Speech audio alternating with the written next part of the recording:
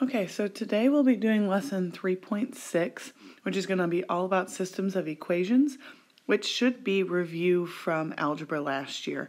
It is a harder topic though, so if you have a lot of questions on remembering this concept, make sure you're asking them.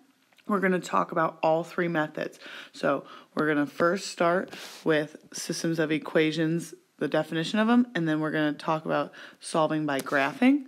Then after that, we're going to talk about solving by substitution, and then after that, we will be talking about solving by elimination. We'll do a couple examples of each. So back to just discussing what systems of equations are. So basically, a system means there's going to be multiple.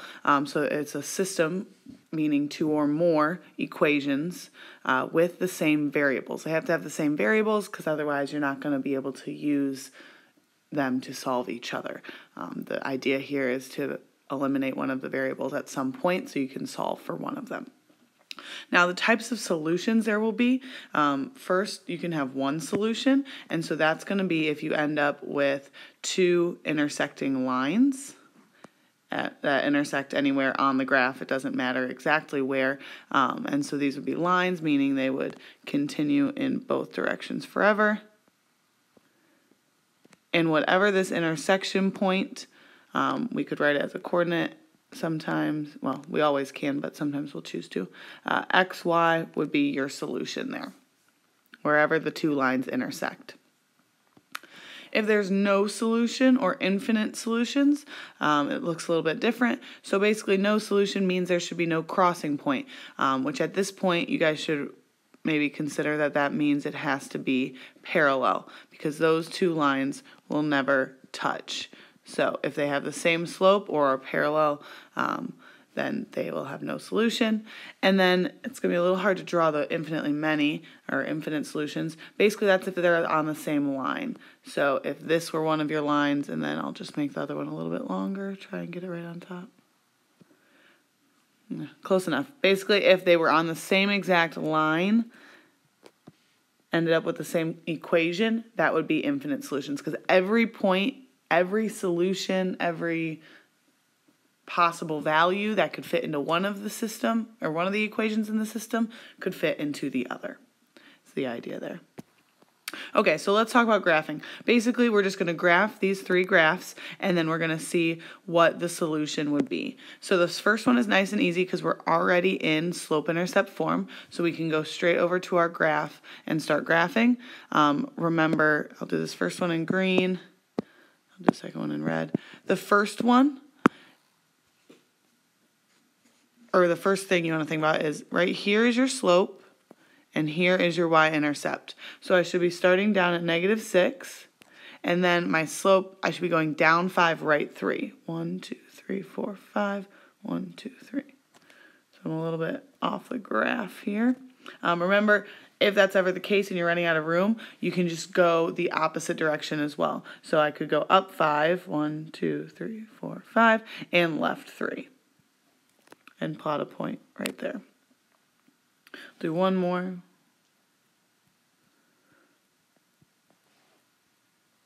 And then I'll just draw my line.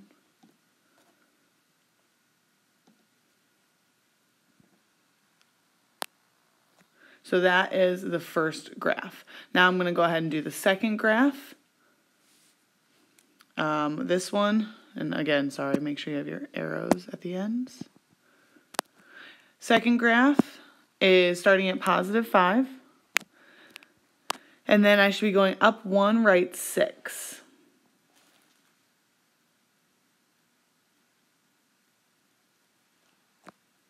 And then again, you can go the opposite direction too. So I'm going to go down 1 and left 6, which will land me right on the other line, which is exactly what I would like to see because that means that will be the solution.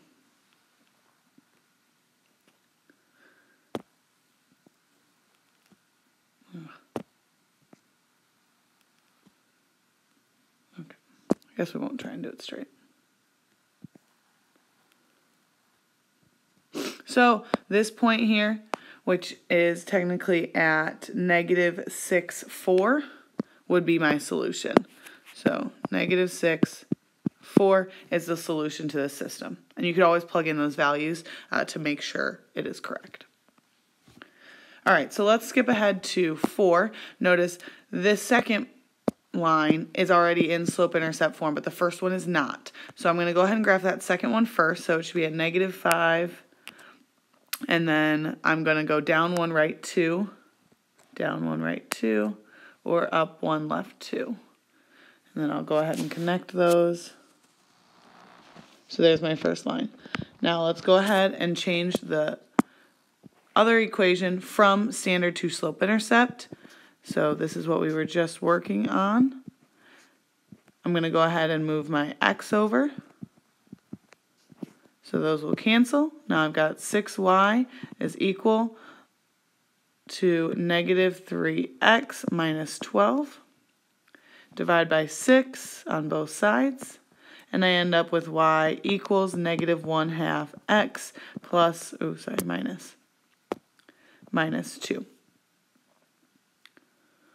Okay, so now I should notice I have the same slope for both of these.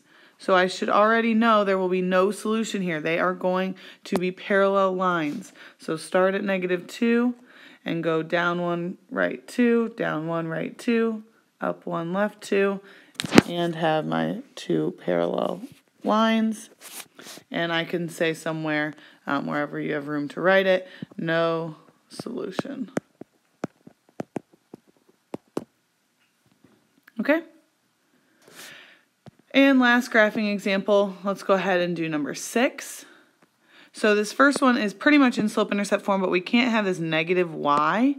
So I'm going to go ahead and bring this down.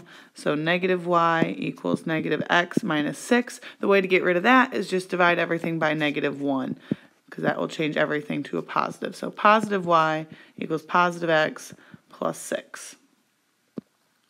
And I'll go ahead and graph that. So positive 6.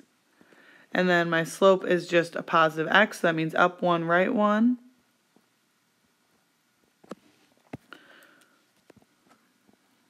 And then down 1, left 1.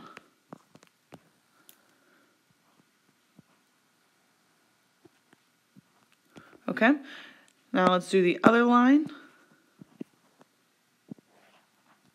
So 3x plus 18 equals 3y. Let's move our 3x to the other side. Oh, actually, sorry, we've got our y on the other side, so we're going to leave our y over there by itself. All we have to do is divide by 3 to get rid of it.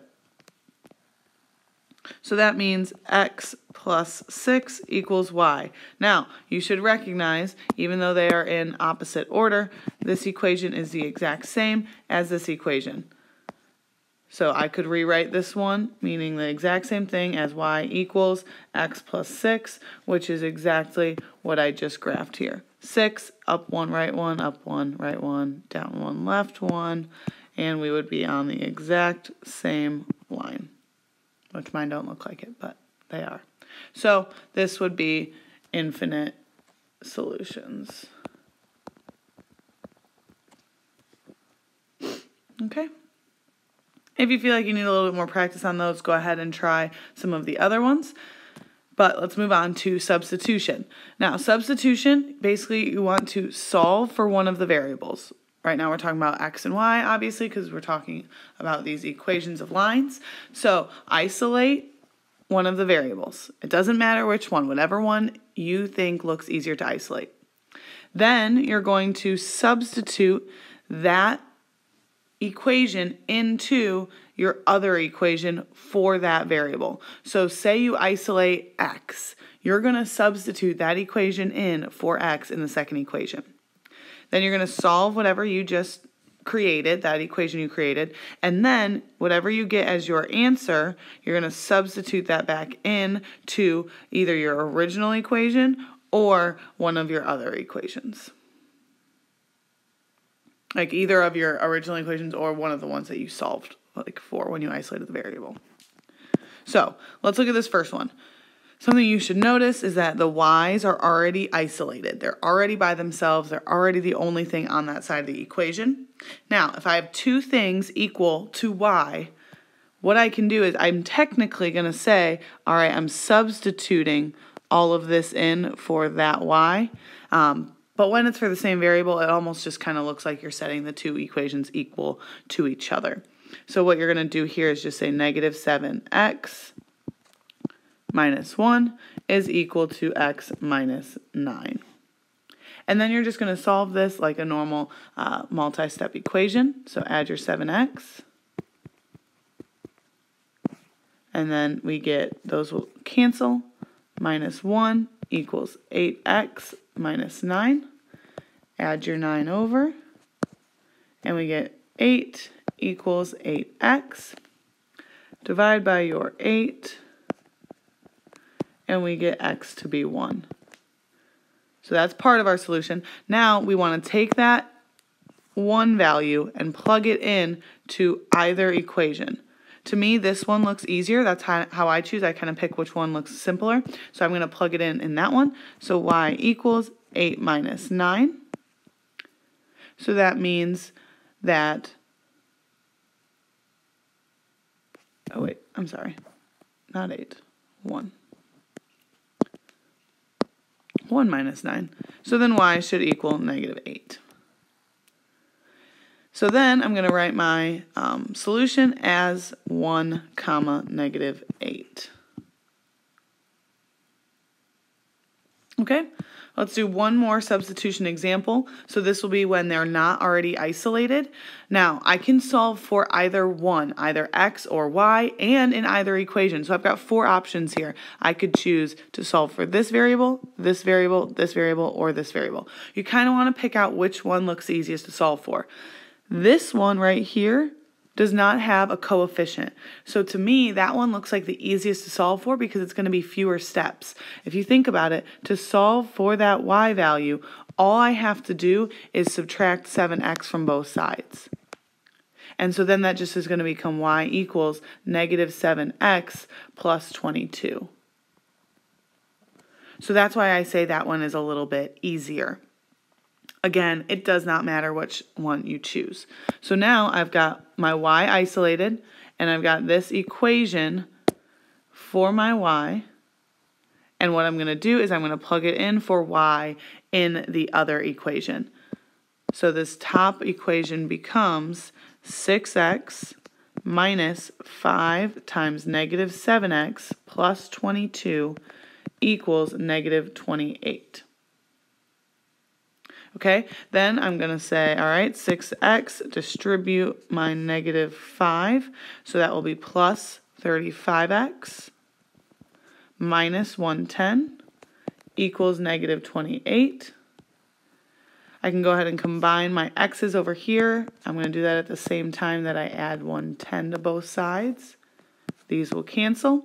And so I end up with 41x equals 82.